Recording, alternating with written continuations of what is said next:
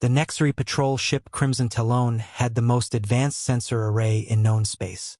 Their quantum detection grid could identify a single bacterium from 3 light-minutes away, track psionic signatures through dimensional barriers, and analyze the molecular composition of distant asteroids.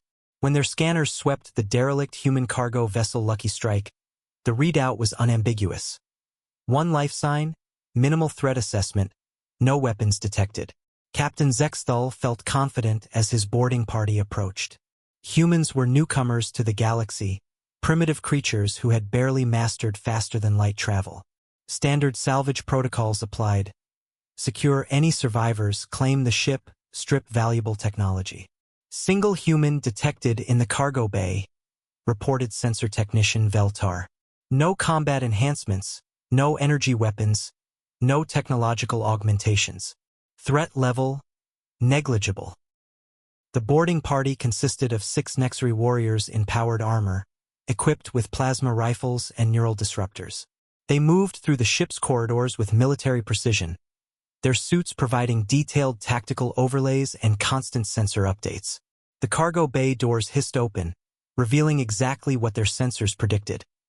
A lone human crouched behind shipping containers, clearly terrified. The figure was small, maybe 5.5 feet tall, wearing a simple maintenance jumpsuit.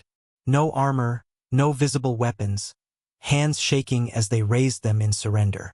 "Please," the human called out in broken galactic standard. "Don't hurt me. I'm just a mechanic." Squad leader Krothven approached cautiously, plasma rifle trained on the figure.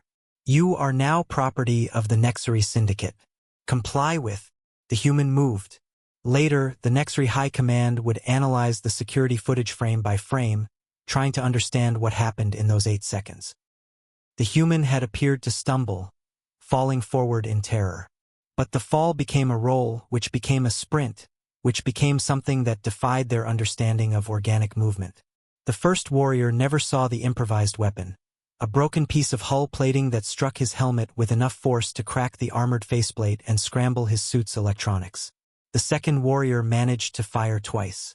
Both shots missed as the human moved with impossible fluidity, using cargo containers like stepping stones, wall running in the low gravity with techniques that suggested extensive zero-G training, which their sensors had completely failed to detect.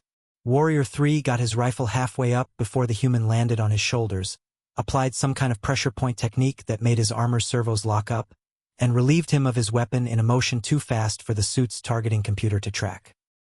Warriors 4 and 5 tried to coordinate their attack, but the human had vanished into the container maze, using the ship's own layout like a 3-dimensional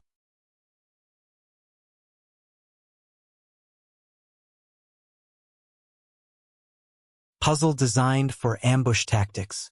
The stolen plasma rifle spoke twice. 2 warriors down. The last Nexary warrior found himself face-to-face with the human in a narrow corridor. His suit's proximity alarms shrieked warnings, but his eyes saw only the same small, frightened mechanic from the cargo bay. "Your sensors are very impressive," the human said conversationally, no longer speaking broken galactic standard.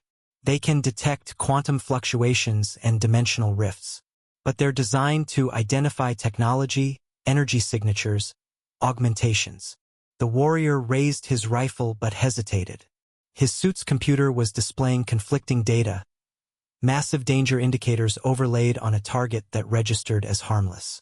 "The thing about humans is that we're analog," the figure continued, stepping closer. "We don't enhance our bodies with technology, we enhance our minds with training.